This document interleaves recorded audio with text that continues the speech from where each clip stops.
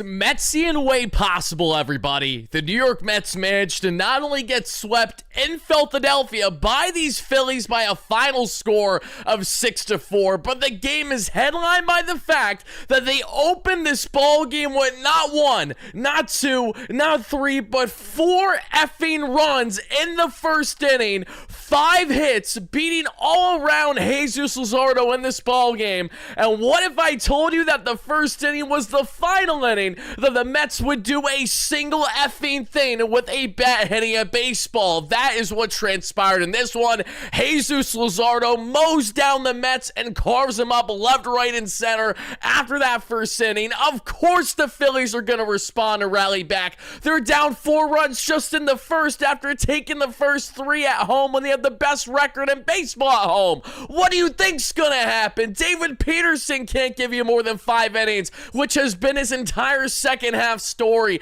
Reed Garrett shows exactly why he's a bum and cannot be utilized in this Mets bullpen, but it doesn't matter how good or how bad the pitching was. This Mets offense crumbled up, rolled over, and for what feels like the 100th time this season, rolled over and died. The story of their season, a Mets team with the 4th worst record in baseball since June 13th, and every single thing about this team tells you that is more the same. This team does not deserve to make playoffs. Playoffs? Are you kidding me? Talk about fool's gold. That was exactly what that series sweep was against these Phillies 2 weeks ago. Oh my God, what a schmuck. I wasn't any Mets fan that had a semblance of confidence from that series. Every Phillies fan and their mother has every right to talk smack left, right, and center because we just got curb-stomped. Mouth is on the curb. Cue the boot. That is exactly what happened in this one. As the Mets had nothing to show, they rolled over and died yet again here in Philadelphia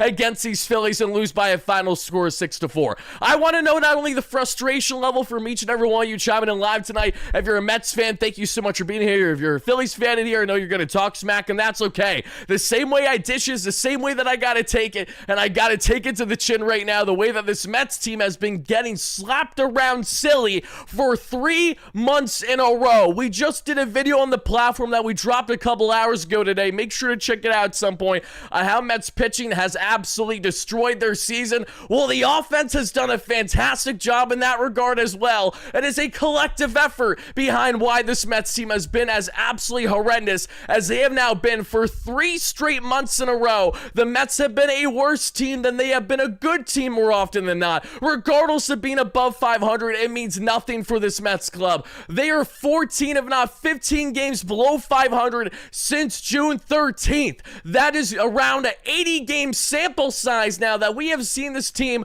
play mediocre, if not horrendous baseball. Bottom 5 in Major League Baseball. The Philadelphia Phillies played 500 baseball for the final 100 games of the 2024 season, which is exactly why a team like the Mets pounced and took advantage of them in playoffs because there was nothing special about them.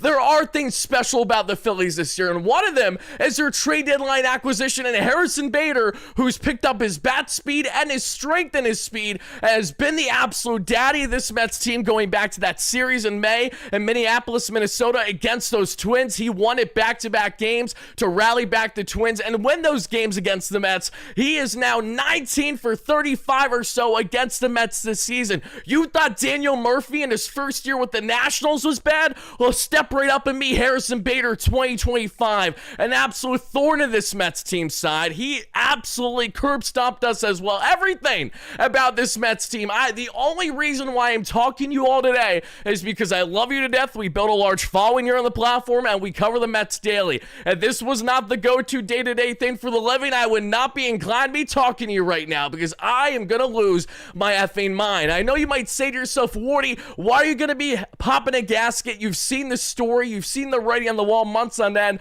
While that is true, it doesn't make it any easier to to then continue to watch it, to continue to endure it, and to continue to think, oh yeah, well the Mets somehow, some way are still afloat in the playoff race. They are still afloat in the playoff race, but it's an absolute joke is what it is. They have no right to be here right now. Just 1.5 games up on the Cincinnati Reds. Disgusting baseball by this New York Mets team that for the first time since what feels like the first month of the season are just a measly 5 games above 500. A team that felt like years ago, even though it was just the first half this season, was 21 games above 500. Nothing to show. They've lost 15 games in the standings over this stretch of baseball. They had a roughly 6-game lead on the Philadelphia Phillies in the NL East. Now they're down 11 effing games to them. It is a complete collapse, but this is not a 2007 collapse. You want to know why? The 2007 Mets were a late collapse. This has been a slow roll of a collapse that started back in early to mid-June.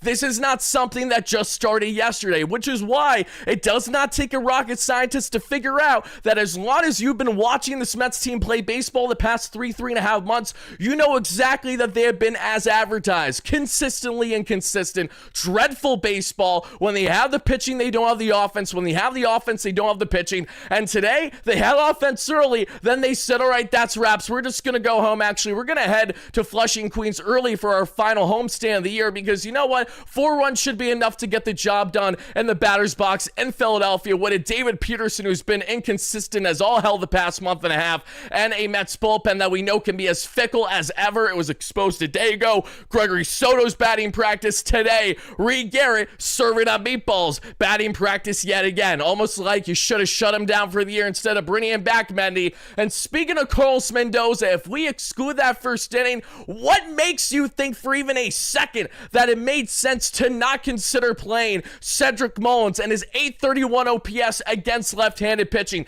The sole reason why you traded for Cedric Mullins in the first place was to handle more of the lefty-lefty battles, yet you never platoon him in that situation. Brett Beatty's been batting .350 over his past stretch of games and has shown his ability and his confidence to handle lefty-lefty matchups, yet you decide to take out one of the most consistent bats in the lap yet again for another day? Oh my God, are you stupid? What are we doing here? We have seen this countless times with the micromanagement, with the nitpicking, and what do we come to find out? It doesn't work. Yes, Mendoza has proven me wrong in the past this season when critiquing his lineup, but today was a prime example of me not loving it. It started off hot and there was nowhere to be seen. Where were the in-game adjustments, Mendy? The same thing that you've been talking about going back to late May, early June when the Mets finally started to face adversity this year. You made it known that you guys have struggled in the in-game adjustment department. Well, folks, fast forward to September 11th, 2025, and I will just say this right here, right now. I know I'm hot-headed and I'm pissed right now, but I'm thinking about everyone who has obviously ever been impacted from 9/11 all those decades ago. Today was honestly it was not a great start to the day for me personally, mentally. And this came after being in Manhattan yesterday for work with the New York Post. Had a great time with them and walking around and just realizing how not far removed we are from that tragedy that happened. So please do know again that not only are my thoughts and prayers with everyone that's ever been impacted, as my immediate family and friends have been impacted by 9/11, as I'm sure is the case so many of you guys watching this live on a replay right now. This is a day that hits home for me, even though I didn't personally experience it too much. I was 1 year of age as it happened, but please know that my thoughts, again, are with everybody on this day. Never forget, goes without saying, but I do want to make sure that I relay that before I go back to being my hot-headed self, because there are things that are obviously greater and bigger than what I'm just ranting about to each and every one of you today. So thank you so much again for everybody understanding that. I appreciate that, and thank you guys kindly for hitting that like and subscribe on your way in. Steve, thank you so much for the donation. I appreciate that. There's a bunch of donations I got to get into in a second, guys, but I think we can all agree while the season is not officially over and while the Mets are still obviously in the playoff race here, there is nothing about this team that should have us feeling good right now. I want to literally throw up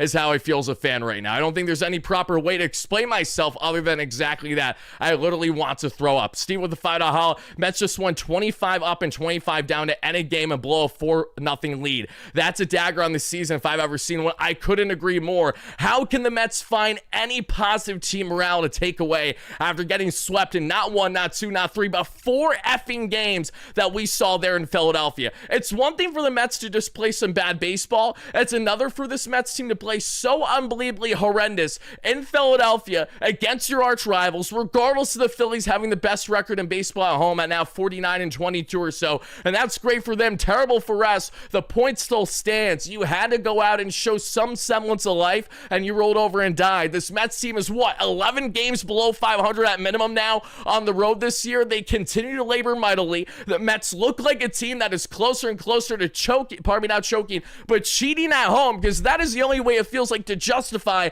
how the Mets have as drastic splits as they do from home and away. Other than the fact that the fans obviously help out greatly, what is going on with this team? I just don't understand it, right? I don't think anyone understands it. And outside of the fact that they had their little excitement of a 3.5-week stretch of baseball offensively, the bats have not been there for the vast majority of the season consistently. The pitching has not been there since Kodai Senga went down with his injury. Nothing has ever been the same from that point, and I am going to get blue in the face talking about the same nonsense yet again tonight, because what we saw become a reality was everything a cultivation of how this team has floundered and lost more games than one that we've seen over the past 3 effing months now. So again, guys, do not hold back. Help us get a 300 plus likes to all of our live and recurring viewers. I appreciate that. Help us get a 35,000 subscribers. We cover all things Mets here in our latest New York Mets post-game show presented by our amazing sponsors at SeatGeek to have you covered for all of your ticketing needs. Make sure you guys utilize our promo code there at WardyNYM. That way you too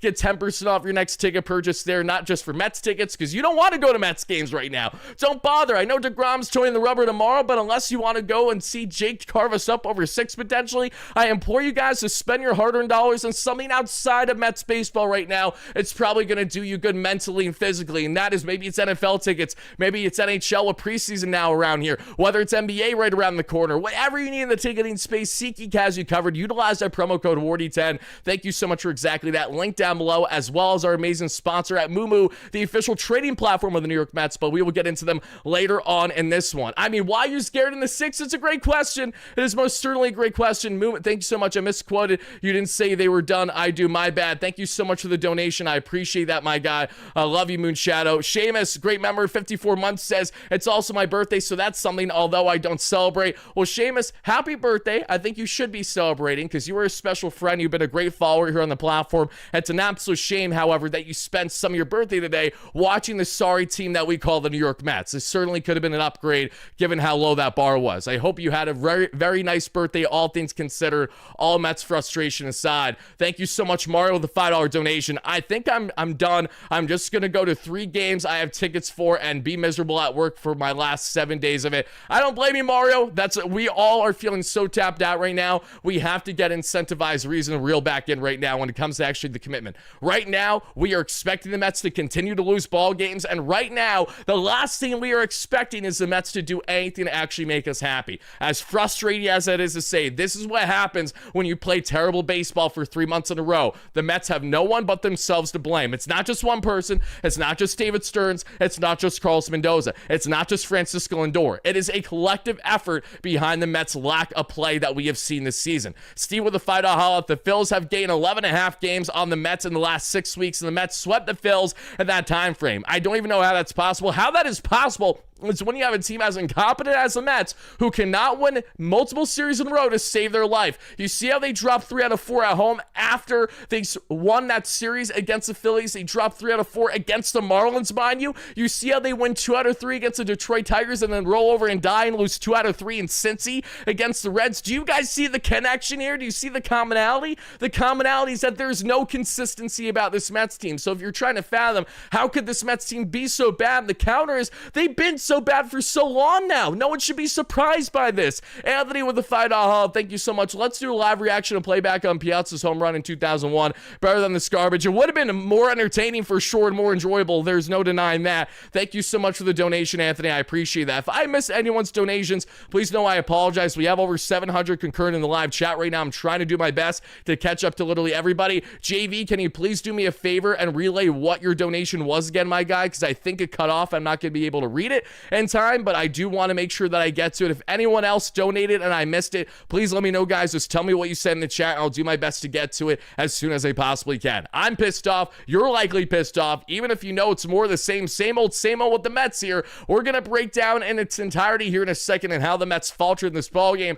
but it's pretty much as summarized as follows. The Mets hit 5 times in the first inning. They score 4 runs, including Starling Marte that drove in a pair that we saw, and afterwards the Mets did absolutely nothing for the entirety of the ball game. Jesus Lazardo mowed down this team every single at bat that we saw inning after inning after inning after inning. Yoan Duran comes in the 9th inning and makes Juan Soto and Pete Alonso look like toddlers here at the plate, as it didn't matter what he was throwing, they were going to swing at everything. They looked dreadful, they looked horrendous, and they looked like a team that is not only defeated, but knows that their playoff hopes are quickly dwindling, and I think they've found themselves now dug in a hole that, while they certainly can dig themselves out of, have little to no interest to do so. That is how uninspiring this baseball club has been for way too long throughout the course of this 162. Max with the $2 holla, thank you so much. I think Mendoza needs to be fired. What about you? Here's the thing. I don't understand why the Mets are going to go the lengths to fire Carlos Mendoza in just year 2 of manager when he only has so much control. Carlos Mendoza is not the reason for the endless injuries to this rotation. Carlos Mendoza is not the reason for David Stearns' incompetence when properly addressing this rotation throughout the course of the year, until waiting until it was too little too late. Say what you will about Mendy's started in-game decisions, bullpen decisions. I wholeheartedly agree. I think Mendy's been behind the 8 ball more often than not this season, but let's not get it twisted from the fact that by firing a manager second year in that the club universally loves and appreciates, that is going to do more harm than good for this team right now, because they're not going to completely blow up the core group this offseason. They may get creative, they may really mix things up a little bit, but they're not going to go the lengths to blow up this entire team, and because of that reason, you're going to want a guy like Mendy here. Mendy is David Stearns' guy. If the Mets give up on Mendy that soon, then that is telling maybe what the future is for Stearns in this team. And I just do not see a world where that immediately happens. Thank you so much for the donation, though. I appreciate that. I don't think Carlos is the worst thing by any stretch of the imagination, but I know that he also hasn't really helped the Mets all that much this year either. I think we can all agree there. Let's go up here. Again, JV, like I said, let me know what you donated, my guy. I'll be happy to answer whatever comment or question that you got for me there. I'm just going down the list here. My goodness, my God, my gracious. Michael, you made the day a little bit better for yours truly. Thank you so much, Michael, for not only being an amazing supporter, a great member, but for that $100 donation. You did not need to do that, so please know how much I greatly appreciate that. Thank you kindly. That is all I have to say. Seriously, thank you so much. That helps support the platform, that helps me, my family, in more ways than you can possibly imagine. Simply, thank you, my friend. Seriously. Michael goes on to say with the $100 holla, and let's get some love and hype in the chat for our guy, Michael. The Mets may suck right now, but Michael, our great member in the chat, most certainly doesn't. Not seeing any discipline at all. Sweeney had too many pitches out of the strike zone and making mistakes. McNeil misplaying the ball was the last of many mistakes that gave us no chance. It was a cultivation of a lot of things. It wasn't just McNeil's bad funnies in this one. It's Harrison Bader continuing to be this Mets team's father. And again, just David Peterson not being able to give you more than 5 innings when you need him to be a 6-7 inning kind of guy for you, and he hasn't been that at all the second half of this season. Pair that with everything else that's went wrong for this Mets team, guys. This is why we are in a position that if you guys just started watching the Mets right now and you haven't watched them since the end of May, you would say, what in God's name happened? However, I will say this much. All you need to do is be a devoted diehard fan that's been locked in throughout this time, and you're going to know very well what's going on. What are you going to do at the starting pitching end at this point? I mean, for F's sake, it's mid-September. Are there even any viable options? No, there really aren't. There really aren't. What, you want to rush up Joanner Suarez? You want to get crazy, just throw Jonathan Santucci up here? I mean, sure you can, and then hurt their development among other things. The Mets really don't have any immediate options. Tyler Miguel looks like he's going to get reconstructive Tommy John surgery before he returns to this Mets team at this rate right now, as he's getting multiple opinions on his arms. The Mets don't have options. They don't have really anyone else, as a matter of fact. And who do they have themselves? Who do they have to blame? They have themselves to blame for sitting on their hands in the first half when everybody in this rotation basically got hurt at the same time simultaneously. Guys returning from injury but looking dreadful. And David Stearns, instead of either considering the kids a little bit sooner, mainly Noah McLean, that is the biggest drum that I will beat big time, should have been called up at minimum a month earlier than what he was this season. Just imagine the position the Mets would be in if Noah McLean was called up a month sooner. Just imagine how those games and those likely victories would have factored in the Mets being in a more comfortable standing in the wild card right now. Maybe maybe that would have changed the direction, changed the vibe shift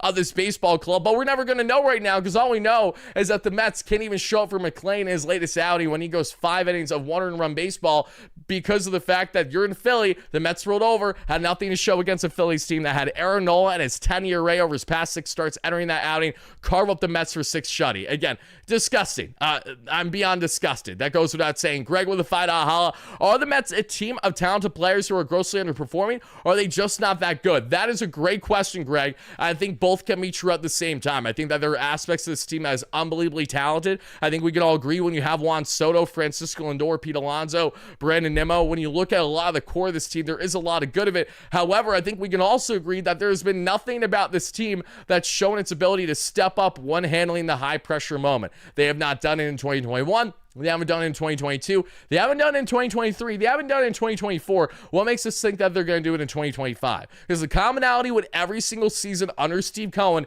is that when the Mets have had their greatest success, it came with either initially exceeding expectations, and then once they reached the point of exceeding their initial expectation, then they had no clue how to handle said expectation. That was most wholeheartedly the case entering this season for this Mets team. The expectation heading in the year wasn't just playoffs, it wasn't just NLCS, it was to get all the way to the dance after you got 2 games shy of the dance a year ago. And the only reason why the Mets had the success that they had last year was in large part because they believed in themselves, their own team morale, when everyone else doubted them. When they had the lack of media pressure and expectation, because they already were off to such a horrendous start in the season, that's what got them going. This year is the opposite. By the Mets having the expectation of a team that was 21 games above 500, they were expected to stay afloat in that kind of realm. But instead of being amongst the teams in the Dodgers, the Phillies, the Yankees, what have you, they are bottom feeders, joining the Colorado Rockies, the Pittsburgh Pirates, and the Washington Nationals as the worst teams, Chicago White Sox as well, as the literal worst teams in baseball for the past 3 calendar months. That's horrendous, that's bad, and that's step right up and meet Mets baseball.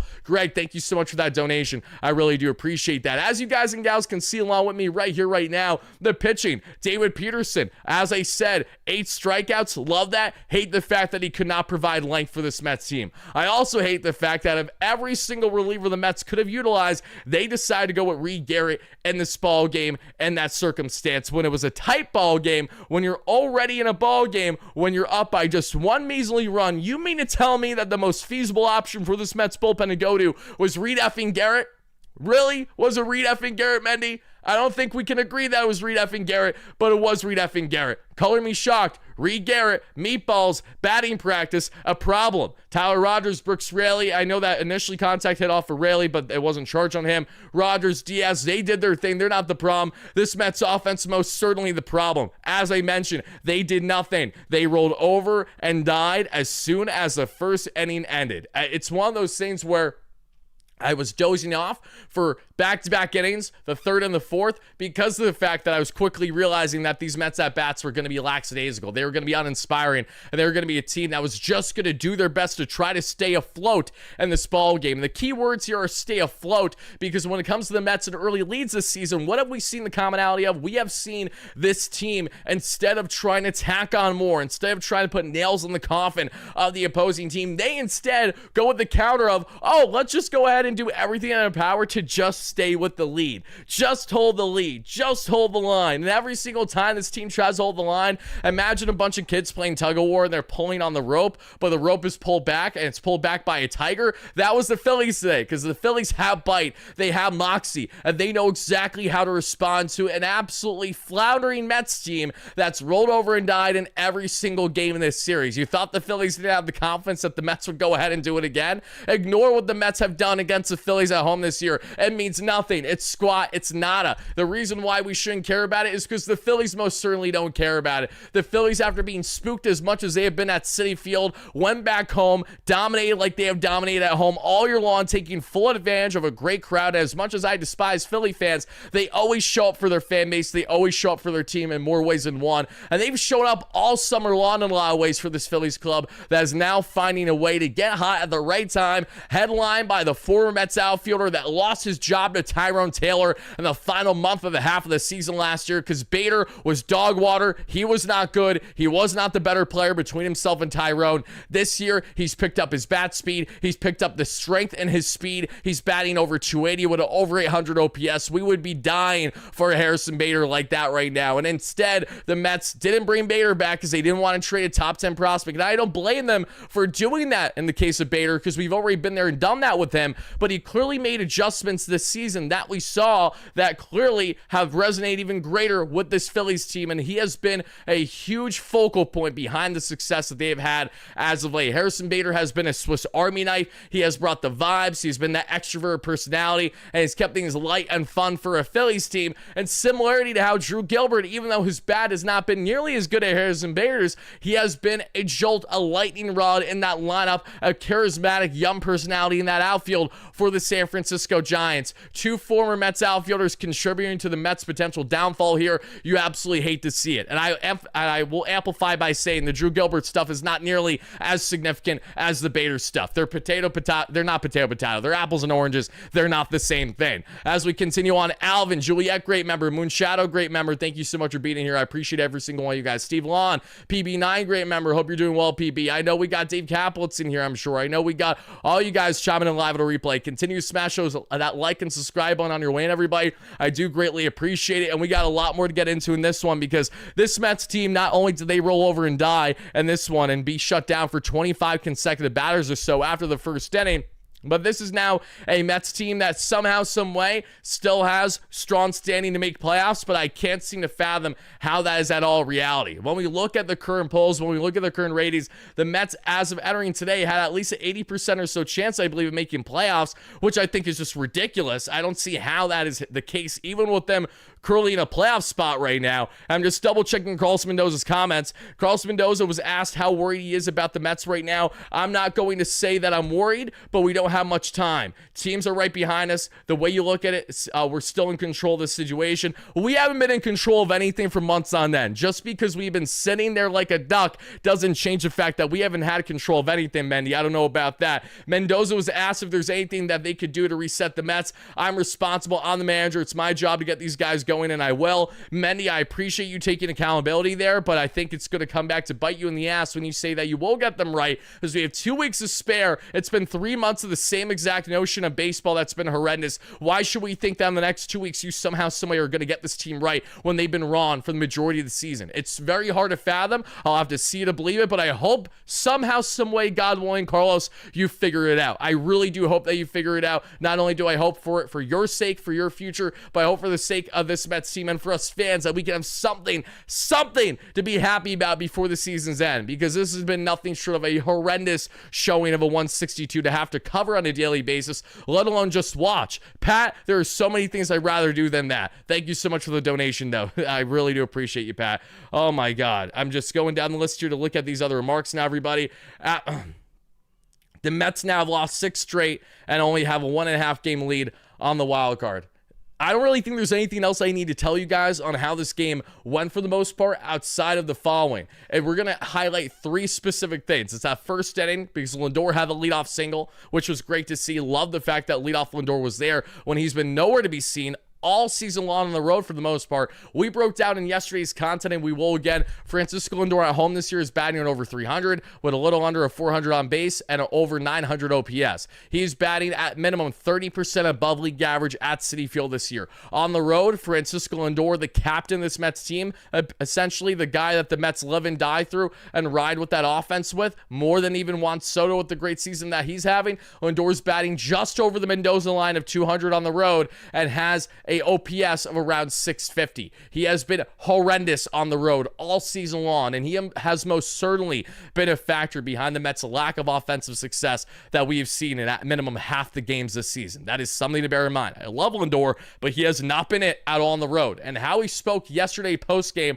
I thought was very telling of the unfortunate mentality that the Mets have already accepted, and that's the fact that it has not been their year. Lindor has said it point blank verbatim that we broke down in our content earlier today on the platform. Check it out if you're watching watching this one. He literally said how the following: we have not been good basically for 3 months in a row. We have not been consistently in a groove at all season long, and that has been a problem, and we're trying to find it naturally. But this has been one of those years where we've had significant stretches of just not having it, and this is obviously one of those years. The way they amplify that's one of those years tells me that's going to continue to be one of those years, because nothing about his remarks with the media gave me the instilled confidence as fan has suggested, oh, he's determined to get after it and to do better. Not that he won't, and not that he won't try, because I know he will do all those things. That's what I love about Lindor. It's certainly not for a lack of effort on the work ethic, but I think mentally it goes without saying this team is beyond checked out. They have been checked out. Are they going to show any semblance of life? Is it maybe going to take beating up on Jacob deGrom tomorrow, or is Jacob deGrom going to carve you up across 7 shutty tomorrow, and then the Mets are going to lose 7 straight, and then they will only be a half game up in the wild card after these teams continue to win? Unfortunately, I'm expecting the latter. I hope I'm proven wrong, as has been the case with everything that I've said pretty much nightly for the past 3 months. I'm always hoping to be proven wrong, but unfortunately, I've yet to be. As we continue, Soto with a single, then Lindor and Soto do the double steal at second and third base right away in this ball game. Alonso's called out on strikes because of course he is against the southpaw Lazardo. He freezes big time. Horrendous at bat by Pete, but Mark Vientos, who's had a clutch hit what feels like every single game for this Mets team, that continued. Vientos with a huge RBI single to give the Mets the early 1-0 lead. Then Brandon Nimmo pulls one to the right side down the first baseline. That makes it 2-0 Mets. Then star-studded Starling rips himself a double, his 13th of the year. That drives in a pair. Mets are up 4-0 just like that with less than 2 outs in the first inning. McNeil unfortunately grounds into an inning-ending double play, lines out into 1 double play that they get him out at second there in Marte. But still, Mets are up 4 through the first inning. You're feeling good. Well, as we advance all the way, everybody, that we would see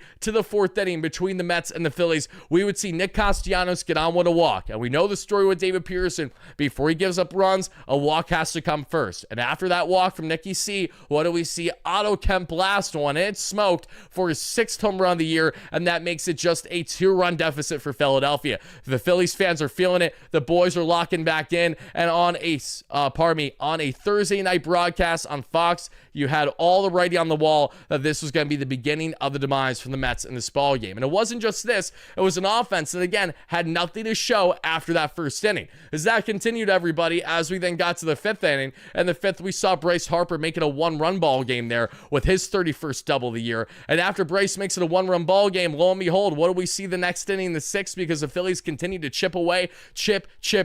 They do exactly that. Nicky C with his 27th double of the year. Otto Kemp with a double right away. And this is back-to-back doubles off of Reed Garrett, the bum that was him today. Reed should have stayed on the injured list with that elbow inflammation, because my goodness, my God, my gracious, did he do nothing to help this Mets team tonight. Back-to-back doubles. I'm wanting to pull my hair out. It's a tie ball game, 4-4, and you know how the story goes. The Mets already blew the 4-run lead. It's a tie ball game. You know that they're going to lose this ball game. There's not a chance in hell this team is going to win this ball game. Their chances of winning this ball game quickly sailed after they decide to roll over beyond the first inning. And what do we see, everybody? After a Brandon Marsh walk and after a Weston Wilson strikeout, we see Harrison Bader come to the plate, and I literally looked at my girl right away and I said, that's ball game, before Bader even towed the box. You knew it from a mile away. The same Harrison Bader that smoked this Mets team earlier in this ball game with a leadoff double to begin the bottom of the first inning, because he is the father of this Mets team, sadly. He does exactly what you'd expect,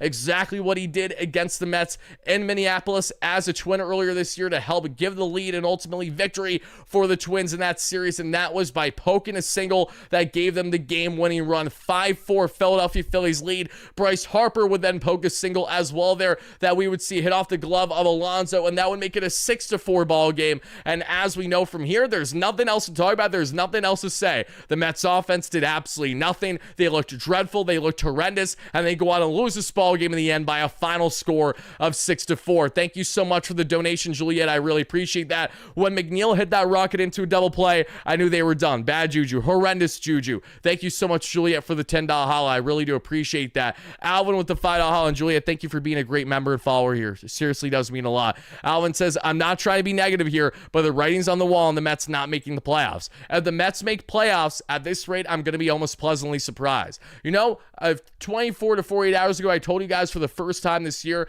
I'm at like a 50-50 on the Mets actually making playoffs after being unbelievably confident pretty much all season long that the Mets would at minimum make playoffs. Now, I don't even know if this Mets team is going to finish the year 500. As if they continue the free fall that they are, they will be at 500 before you know it, and they may get to below 500 before you know it. There's a great reality that this team is going to just continue to roll over and play terrible baseball for the next 2 weeks, not touch postseason play, and then say thank you, fans, and then make some major changes this offseason. I hope that isn't the case, while the only obvious that I will say is that regardless of what happens here, if this Mets season ends the way that it appears it's going to, where they either don't make playoffs or they roll over quickly into postseason play, we are going to have so much to talk about this offseason because they yet again have not met the mark now in year 5 of Steve Cohen. Not only does Steve need to speak up and talk to the fans about how he's feeling, because I know there's no one more frustrated than himself right now, David Stearns needs to speak up and talk about basically his wrongs.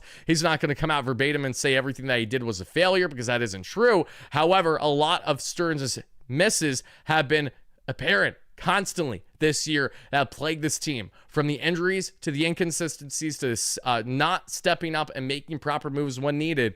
Just take, for example, again, whether it was justified or not, it's absolutely insane to see how contrasting a Harrison Bader acquisition for the Philadelphia Phillies has been in comparison to their and Cedric Mullins. They are night and day in comparison. Cedric Mullins has been dreadful. He's a guy that has been a non-factor for the Mets, and Harrison Bader is helping single-handedly win ball games like what he did yet again for this Philadelphia Phillies team today. Peter, thank you so much for the $5 holla. I really appreciate that, Peter. It's not over yet. We did make the playoffs with some luck last year. We got a rock to Grom. No time to reminisce. I hope Citi Field crowd brings the Citi Field crowd will most certainly bring the energy. It's the past with the present, the future, going from DeGrom to Ton and everything else in between, everybody. So I'm excited to see how tomorrow's going to fare. I have my DeGrom bobbleheads right here, so I guess I got to put them away tomorrow so that way I don't give him any good luck. However, I'm excited to see Ton toe the rubber for his third career start. I hope that Ton goes a distance with DeGrom. They both go like 6 solid innings of ball,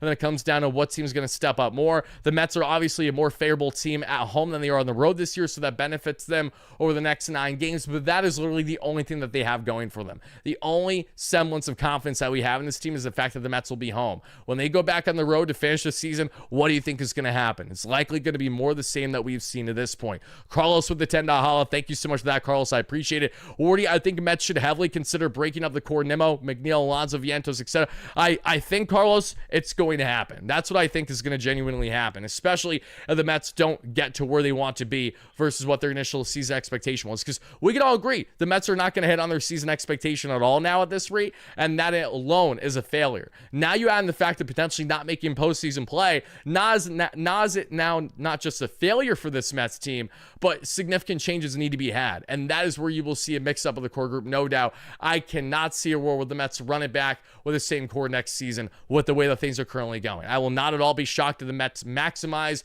McNeil's trade value and trade him elsewhere for the final year or so of his deal. I will not at all be shocked if they try to find a suitor for Brandon Nimmo, even though that's easier said than done. They do love Brandon and appreciate his value in the organization. Alonso brings a lot of uncertainty because there's a world that the Mets do walk away from Alonso actually for the sake of just trying to change a bit about this core for better or for worse. It might not be necessarily the right moves in the end, but the Mets are going to have to figure out something. And we have reached now a point that I think most fans can agree we don't care as much about running it back with the same team next season, because if this is the kind of results we're going to get, by God, by all means, break this shit up. We don't want to deal with that anymore. We appreciate the moments that some of these guys have brought, absolutely, but don't get it twisted. We want winning baseball. We care about winning ball games far more than we do about individual player performances. And if that means that we have to come to an end of some long tenure Mets, so be it. I will miss them. I will have appreciated their time here, but changes need to be had. And it appears that we are now reaching closer and closer to that reality with 2 weeks left to play this season. How are they going to convince people to show up to the ballpark? People are still going to show up, JC. Citi Field is a vibe, regardless on the Mets not being one. I promise you, Citi Field is probably going to be close to sold. Citi Field will be sold out tomorrow with Jacob deGrom towing the rubber, and it will be a very busy weekend heading in there against the Rangers. Fans always show up no matter what, even in times that they otherwise shouldn't. I think we could all agree now is a time that they shouldn't be showing up right now, because the team most certainly isn't. Pete Alonso eats corn the long way. Pat, I don't even like. Pat, that must be a comment as someone coming from experience in yourself. So it checks out that you would make that remark about him. Thank you so much for that donation, Pat. Love and appreciate you. Thank you so much. Carlos, again, thank you for the donation. Peter, thank you so much for the donation. I appreciate that, everybody. On a scale of 1 to 10, everybody, what is your confidence? Actually, not even that. It's a simple yes or no question. Are the Mets making playoffs this year? That's what I want to know from each and every one of you guys. As you answer that question, I'll be back in literally just 1 second. Take a look at the wild card standing with me. A lot of no's, some yeses, some no's. Yes, but immediately bounced. No, I hope I'm wrong. We need Ton to step up. I agree we need Ton to step up. But again, how much is Ton going to be the needle mover tomorrow? We don't know. We can't also blame at all if the young kids in this rotation aren't the needle movers that we hope that they be, because this is not on them for the lack of success the team has had this season. Pat, thank you for the donation again. I appreciate that. I appreciate every single one of you guys watching live at a replay tonight. Thank you so much for it. Seriously. I can continue on here and tell you exactly my continued frustration with this Mets team, but I'm going to actually wrap it up here in the next 5 minutes because I do have to go. I'm going to be transparent. I got my little one that's acting up right now, and I got to make sure that he's attended without a problem. So before I get out of here, everybody, because that's far more important than talking about the Mets dropping their 6th straight ball game right now, I want to thank you again to everybody that's taking the time tonight to chime in live on a replay. Really do appreciate it. Let's get into a couple things before we advance and move forward and eventually wrap up the live show here, and that is as follows. Mets pitching today. What is my collective grade for them on a scale of 1 to 10? Oh yeah, my collective grade for them today is going to be, without a doubt, I'm going to go with, from David Peterson. Peterson is going to be getting a 5 out of 10. I hate the lack of length with Peterson. It's really frustrating me right now. Reed Garrett and the rest of this Mets bullpen, I'm going to give, out of 4 innings of 3 earned run baseball, they're going to probably get 4 out of 10, mainly because of Reed Garrett. On the Mets offense, let's take a look at this, everybody. Not a whole lot to love because there was nothing to show. Lindor's at a 263 average, a 788 OPS this year. Soto at a 264 average, a 928 OPS. Alonso with a 267 average, a 855 OPS. Vientos with a 241 average and a 735 OPS. Nimmo with a 261 average and a 767 OPS. Marte with a 273 average and a 761 OPS. McNeil with a 261 average and a 791 OPS. And Acuna, 234 average, 561 OPS. Sanger, 181 average, 415 OPS, everybody. Acuna, 234 with a 561, if I didn't say that already. And not a whole lot to love about this Mets offense, everybody. Not a whole lot to love about this Mets team at all right now. And my closing remarks to leave every single one of you is that, can the Mets still make playoffs this year? Yes. Do they deserve to make playoffs? No. We will wait and see if they can get anything going tomorrow against DeGrom. But as has been the case for the past couple months now, the writing continues to be on the wall. And something that we hoped and longed to avoid for a while has continued to mount and become a reality. I do not say this happily as a Mets fan. I like to make that clear. I think I get some people that come in here and think I'm an internal pessimist. I'm most certainly not. I'm one of the most optimistic Mets fans that you will see publicly speak on the team all the time. But the same way that I'm an optimist is the same way that I will be completely straight up and forthcoming when the team is struggling, not playing well consistently. That needs to be called out, and we shouldn't just buy into fool's gold every single time like it's supposed to be something greater than what it is when it isn't. And a great example of that, again, is the Mets sweeping the Phillies at home 2 weeks ago, and then also that 2 out of 3 game series victory against the Tigers. The Tigers were scuffling then. The Phillies were scuffling then. The Phillies were somehow having the scaries at Citi Field the way that the Mets now are having the scaries at Citizens Bank Park. This was a Mets team that's had a lot of success in Philly, had nothing to show for a second consecutive series there now in Philly, and are now just 5 games up above 500 on the season.